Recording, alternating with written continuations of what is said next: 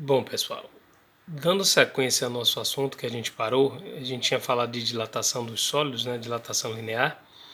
A gente continuaria então falando da dilatação superficial, ou seja, em duas dimensões. Você pode pensar, por exemplo, numa placa. Imagine uma placa de um metal qualquer, uma placa quadrada sei lá, de aço. Quando você aumenta a temperatura, a tendência é simples. A tendência é que as dimensões da placa vão se expandindo a nível atômico, né? Cada átomo vai vibrando cada vez mais, até que, claro que aumentando a temperatura, eu simbolizei aqui com uma fonte de calor qualquer, um símbolo besta. O fato é que isso tende a dilatar exageradamente. Eu coloquei aqui, só para chamar a atenção que você tem uma área inicial A0, uma área final A.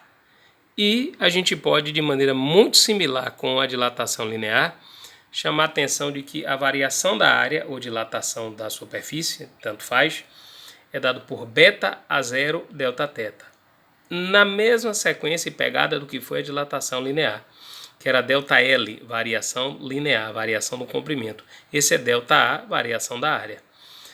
A0 é o valor da área inicial. Mais uma vez, o que é que a gente tem? Que a dilatação ela é proporcional ao tamanho inicial do objeto. Quanto maior o objeto, mais ele tende a dilatar. Delta θ é a causa, a variação da temperatura. Se você dobrar a variação de temperatura, você dobra a variação de área produzida e assim por diante. E além de depender do tamanho e de que variação você está dando, lógico que depende do material. Se o material é uma placa de vidro, se é uma placa de aço, se é uma placa de chumbo, entra aqui um coeficiente da substância, chamado coeficiente de dilatação superficial. E a gente pode demonstrar que aproximadamente, não é perfeito, porque tem termos aí de segunda ordem que a gente despreza, mas aproximadamente, por você estar lidando com duas dimensões ao invés de uma, o valor do coeficiente superficial é cerca de 2 vezes o valor do linear. Então, se alguém lhe disser que o coeficiente linear do aço é igual a 1 vezes 10 a menos 5, o superficial é aproximadamente 2 vezes 10 a menos 5. Não é perfeito, mas a maioria esmagadora das questões considera como se fosse, salvo orientação em contrário. E, em sequência, de maneira absolutamente idêntica, assim como você tem a dilatação superficial, você tem a volumétrica. Ou seja, imagine agora um cubo de volume inicial qualquer, um V0, você varia a temperatura, ele se dilata em todas as dimensões. A tendência é que ele vá crescendo, crescendo, crescendo. Você tem o volume inicial V0, o volume final V. Ele aumentou nas 3 dimensões, comprimento, largura e altura. E aí você tem a expressão idêntica mais uma vez. Ao invés de ΔL ou ΔA, você tem agora um ΔV, uma variação do volume. O coeficiente, em vez de alfa, que era o linear, beta, que é o superficial, você tem agora o gama, que é o volumétrico. E o resto é praticamente idêntico. Assim como o ΔL dependia do L inicial, o ΔA dependia do A inicial, o ΔV depende do V inicial. Ou seja, corpos de volumes maiores tendem a dilatar mais. E Δθ, obviamente, continua sendo diretamente proporcional à variação ΔV. De modo análogo, você pode mostrar que o coeficiente gama, ele, como envolve 3 dimensões, ele é aproximadamente o triplo do coeficiente alfa. Lembrando, não é perfeito. Tem termos de segunda ordem aí que a gente despreza, mas no geral, por você ter o triplo de dimensões, você tem o gama como sendo o triplo do alfa aproximadamente. E aí, em resumo, o que nós podemos dizer é o seguinte, literalmente, em resumo, dilatação linear, dilatação superficial, dilatação volumétrica, muda praticamente a letra. ΔL, ΔA, ΔV. L de linear, A de área, V de volume. ΔL medida em metro, por exemplo, a ΔA metro quadrado, ΔV metro cúbico. Os coeficientes alfa, beta, gama e o resto é igual. ΔL depende do L inicial, ΔA do A inicial, ΔV do V inicial, ou seja, corpos maiores dilatam mais. Quanto maior for a dimensão inicial, maior vai ser a dilatação sofrida. E Δθ as variações correspondentes. E, logicamente, algumas observações. Primeira delas, para corpos isótropos é válida a seguinte relação. Você diz, primeiro, o que são corpos isótropos? Iso é o prefixo iso, quer dizer igualdade. Isotropia quer dizer que todas as propriedades físico-químicas são iguais em qualquer direção e sentido que você vá. No nosso caso, especificamente, o coeficiente de dilatação. O valor de alfa seria igual em qualquer direção. Se você pegar um cubo, seja largura, comprimento, altura, diagonal, para qualquer direção o alfa é o mesmo. Nessa situação é que você tem o beta sendo o dobro de alfa, o gama sendo o triplo de alfa aproximadamente. É daí que se deriva essa relação. De novo, a relação aproximada. E vale para corpos isótropos. Os metais, por exemplo, são corpos isótropos. Ou seja, se você pega um cubo de alumínio, se você varia a temperatura, ele aumenta de tamanho, mas permanece sendo um cubo. Se você pega uma esfera de aço, varia a temperatura, ela aumenta as suas dimensões, mas continua sendo esfera. Não faça isso com plástico. Se você pegar, por exemplo, uma régua retangular de plástico e variar a temperatura, você vai ter uma régua toda empenada de plástico, porque uma direção tem um alfa diferente de outra, ou seja, é um corpo anisótropo. Uma bola de plástico, essas bolas vagabundas que criança brinca. Imagine que a criança esqueceu a bola lá no playground, sei lá, no quintal de casa. Quando foi buscar, olhou, a bola está toda oval. Disse, mas quem pisou na minha bola? Quem fez isso? Ninguém pisou em nada.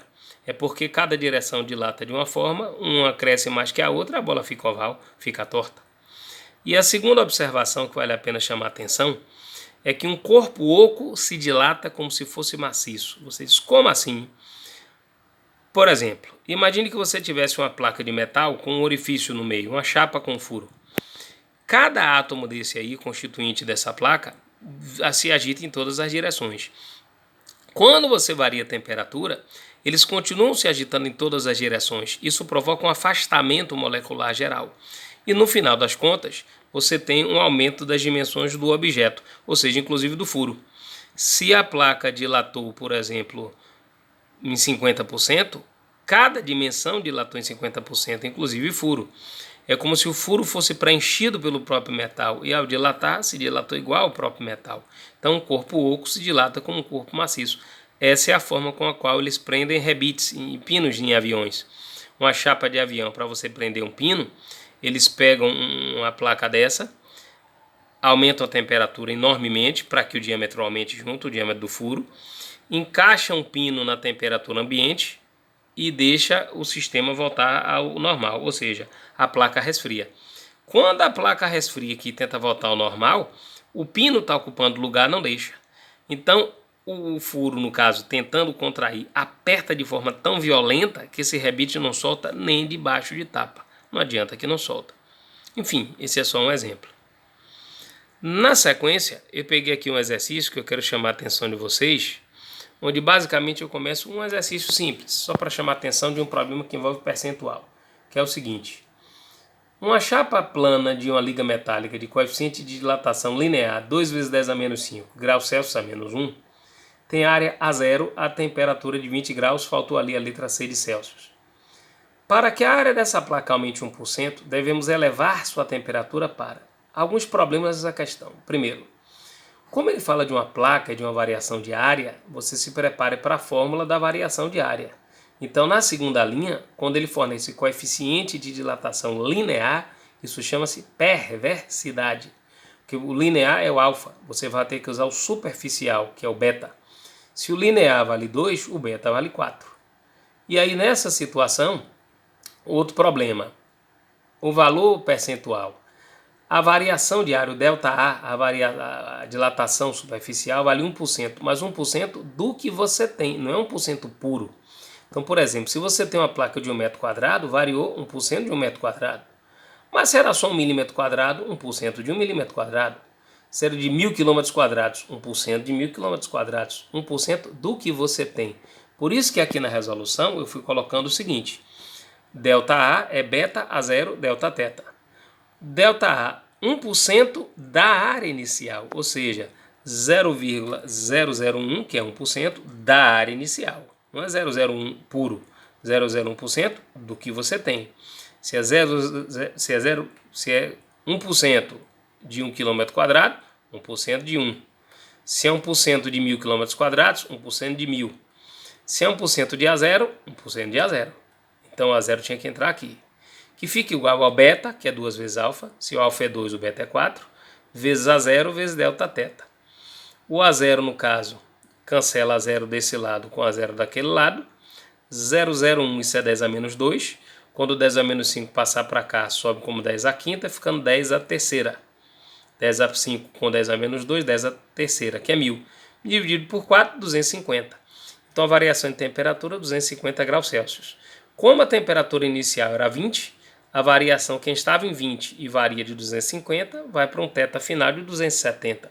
Gabarito, letra D de dado. Está aí a primeira questão. Bom, na sequência, na dilatação dos líquidos, a gente só se preocupa com a parte volumétrica do processo. Ele diz, por que isso? Porque os líquidos não têm forma própria. Não tem sentido falar de uma barra líquida, de uma placa líquida, de um cubo líquido. Isso não tem sentido. Os líquidos, eles ocupam o volume do recipiente no qual eles são colocados e a gente só manifesta interesse pela dilatação volumétrica. Então, um exemplo bem simples. Imagine que você tem aqui um frasco, sei lá, uma vasilha de vidro, completamente preenchida por um líquido, até a boca. Ou seja, a capacidade do frasco, se for de 10 litros, o volume inicial do líquido é de 10 litros. Então, frasco e líquido contêm volumes iniciais iguais, a mesma capacidade. Quando você varia a temperatura, qual é o problema? Imediatamente os líquidos eles se dilatam muito mais intensamente do que os sólidos. Então, ele transbordaria facilmente. Só que a gente tem que lembrar desse problema. O sólido também varia. Uma titica mais varia. Eu exagerei ali. Imagine que aquilo correspondesse ao quanto o sólido variou. Então, se o líquido derramou, é porque primeiro ele ocupou aquilo que o frasco variou e depois a parte extravasada ou derramada.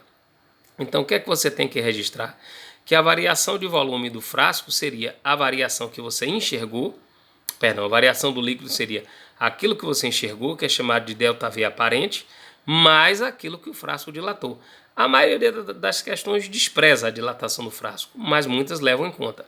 Se levar em conta, você soma as duas. Qual seria a dilatação real do líquido? Aquilo que derramou, que é o aparente, mais o do frasco. Aí vem aquele ditado, né, que as aparências enganam, o ditado cretino, mas que aí se encaixa. Você enxerga o aparente, você não enxerga o do frasco. Do frasco a olho nu nem se vê, você só vê aquilo que realmente derramou. E aí, matematicamente, nós podemos descrever assim, que a dilatação volumétrica dos líquidos, a dilatação real, seria a aparente, que é aquilo que você viu derramar, mais a que o frasco sofreu. Se você desprezar o do frasco, ótimo, se não, leve em conta. Agora, consequentemente, como toda variação de volume é gama V0 delta θ, você pode botar V0 delta θ em evidência, corta nos 3. O que é que vai sobrar? Que o coeficiente real é igual a um coeficiente aparente mais o coeficiente do frasco. Aí fica uma pergunta. Temos dois personagens na história, frasco e líquido. Por que tem 3 coeficientes? Se a gente isolar, a gente entende melhor. O gama real é o gama do líquido. Se o líquido foi, por exemplo, o mercúrio, isso aqui é o gama do mercúrio. Se o frasco é de vidro, aqui é o gama do frasco. O que é o gama aparente? É a diferença entre os gamas, ou seja, uma espécie de gama relativo. Lembre de velocidade relativa na cinemática. Se um móvel vai no mesmo sentido que o outro e é mais veloz, ele ultrapassa. Então, se um líquido tem um coeficiente maior que o do frasco e vão dilatando no mesmo sentido, ele ultrapassa. Aquilo que ultrapassa é o que derrama. Por isso que o coeficiente aparente é o coeficiente do derramamento, coeficiente relativo. Um menos o outro mostra quanto vai derramar. Se existisse um frasco cujo coeficiente é igual ao do líquido, estando cheio até a boca, não derramava nunca. Porque aquilo que o frasco cresce, o líquido cresce idêntico, não derrama nada.